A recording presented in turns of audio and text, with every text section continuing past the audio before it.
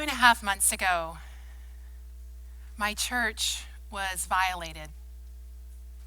Someone broke into our building with gasoline, lit a series of fires throughout the building, and then left it to burn.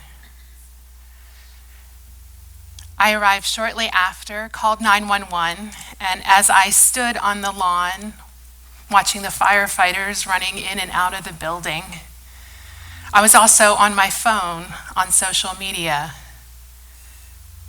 People were saying that we were under attack, that we were victims of a hate crime. They were lifting up our social justice work in the community and saying that we were under attack for our liberal stance. Friends were saying that things like, "What do you expect in the South? What do you expect in Texas?" When we had to cancel our winter solstice event because of the fire, people were upset with us, saying that we were letting them win. Some hours later, we were able to get the truth out. The truth is that our arsonist was a teenager. He didn't have any conservative agenda against us. He was a runaway, struggling kid. But I'm noticing how quickly people jumped to this polarizing us versus them. And we do that. We divide along different lines: liberal, conservative, Republican, Democrat, progressive, fundamentalist. And it's so hurtful. In 2015, during the presidential primary debates, candidates were asked, "Who are you most proud to have as your enemy?" And the frontrunner for the Democratic Party answered very quickly, "Republicans." Enemies. Bad things happen when we start imagining one another as enemies. A Wednesday night Bible study at Mother Emanuel AME Church in Charleston, South Carolina. 9/11, 2001. The Holocaust. Bad things happen when we start thinking of one another as enemies. And I think it's time we start communicating across these liberal conservative divides. And to do that, I think we need three things. I think we need humility, I think we need curiosity, and I think we need clarity. And so first, humility. We need humility to say that no one person or group has 100% of the truth. The Buddha once said that truth is like this. And he told a story about a king who, for his own amusement, invited some wise people into his palace. These are wise people who were leaders in the community, folks that everyone turned to for wisdom, but they had never before seen or heard of an elephant. He invited them into a room, he covered their eyes, and placed them around different parts of this elephant, each person touching a different part of the elephant. And he said, "Okay, now each of you is touching what we call an elephant. Tell me, what's an elephant like?" And the person who was holding the trunk of the elephant said, An elephant is like a snake." And the person who was holding one of the elephant's big, broad ears said, "No. An elephant is like a banana leaf or maybe a fan. Yeah, that's what an elephant is like." And the wise person who was holding on to one of the elephant's legs said, "You guys don't know the first thing about elephants. Elephants are like trees, like the trunk of a big old tree that's deeply rooted into the ground. That's what an elephant is like." And they all began arguing back and forth, calling each other stupid and idiot. And this, said Buddha, is what truth is like. I am an expert on me. I know more about me than anybody else. And yet every now and then someone says something to me. They reflect back a piece of who I am that informs my own thinking about who I am. And I begin to learn and see myself differently. And so I have to believe that no matter how much any of us is an expert in our field, that we still have more to learn. And so we need humility. Humility to say that no one person or group has 100% of the truth. And we also need curiosity to listen for those pieces of truth. In 2015, an image of a dress went viral. And within families, among longtime friends, among like-minded people, huge fights broke out about whether this dress was blue and black or white and gold. Now, obviously, this dress is white and gold. Right. And I tried for a good 2 or 3 days to convince my husband that indeed this dress was white and gold, while he tried to convince me that it was blue and black. I tried to get more and more people on my side so that I figured with sheer numbers we could convince him, obviously this is white and gold. And we went back and forth, and then something shifted.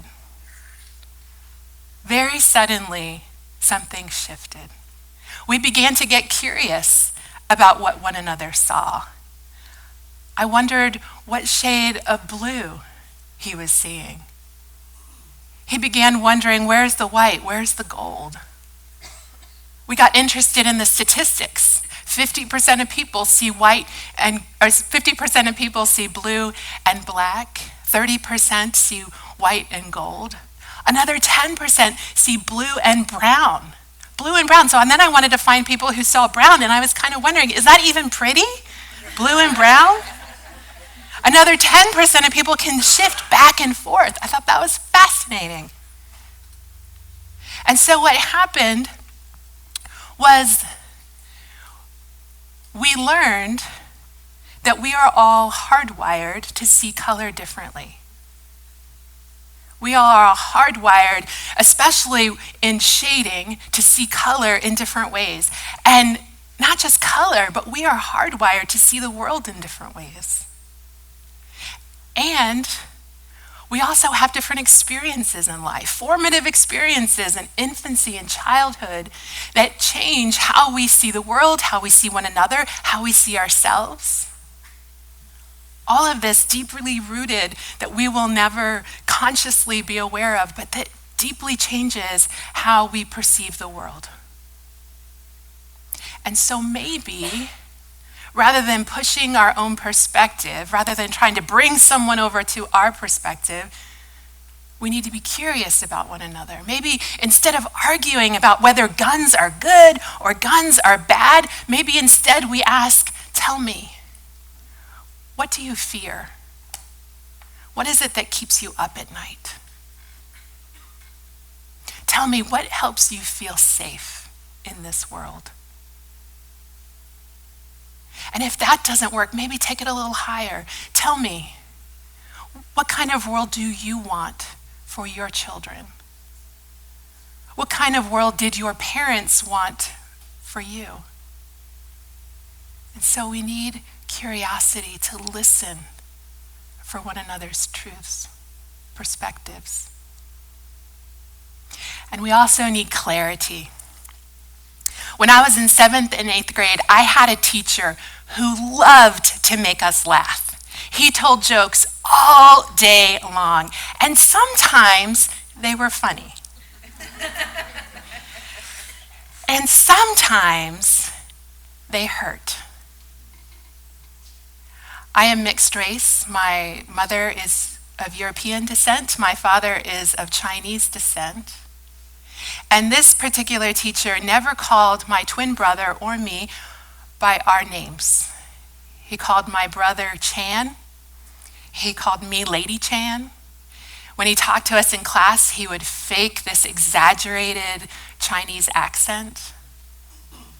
And once when I didn't have my homework, he asked me in front of the class did I not have my homework because I was up late the night before working in my parents' laundry? Now, I wish that as a kid, I'd had the insight to not take that personally. I wish I had the clarity to not take that personally, but I did. I tried to hide from this teacher. I tried to be invisible, not make any waves, try not to get his attention. And I wish that that teacher had had the clarity to not make it personal. He wanted so hard to make us laugh. And so he put the joke ahead of our relationship and ahead of me, taking care of me.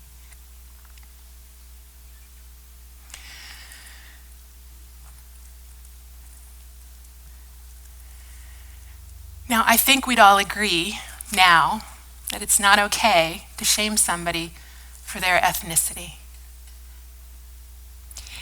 Yet, when it comes to talking about people on the other side of the aisle, Republicans talking about Democrats, Democrats talking about Republicans, it seems like all bets are off. We can shame one another for ethnicity, where someone was born, what their body looks like. We can shame them for our perception of the health of their marriage. We can shame them for their sexual identity, their gender. We can shame them for the behaviors of their children, education, anything, when we're talking about someone on the other side of the aisle. And I think what we should really be talking about are things that matter. And so we need clarity. We need clarity to know the difference between challenging someone on their political or social stance and challenging their worth and dignity. We need the clarity to know the difference between noting somebody's stance and shaming them.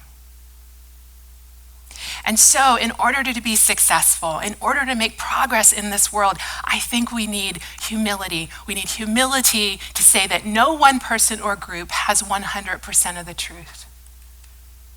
And sometimes that truth is on the other side of the aisle. We need curiosity to listen for that truth, to not push our own way. And we need clarity to know the difference between challenging someone's political ideas or social views and challenging their worth and dignity. 2.5 months ago, I stood on the lawn of my church watching the smoke rise out of the building, and my anxiety was rising with it. Not because of the damage happening to this building that we care so much about, but because of this liberal conservative lie that was playing out on our behalf. People started calling me and texting me, emailing me, saying, "Hey, I heard about this fire. Tell me, how can I help?" And I started telling people, look, could you go online and try to interrupt this us versus them thing that's happening on social media? Because my church has a lot of work to do if we are going to get over and recover from this fire.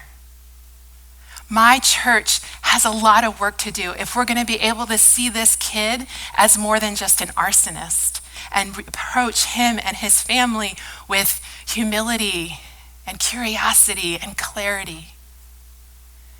My church has work to do.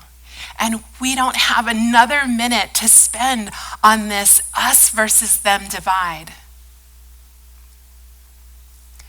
And so, whether you identify as liberal or conservative or Republican or Democrat or progressive or fundamentalist, maybe we could all agree that we don't have any more energy to give to this liberal, conservative, us versus them divide. Rather, it's time for us to start pioneering that space in between. Thank you.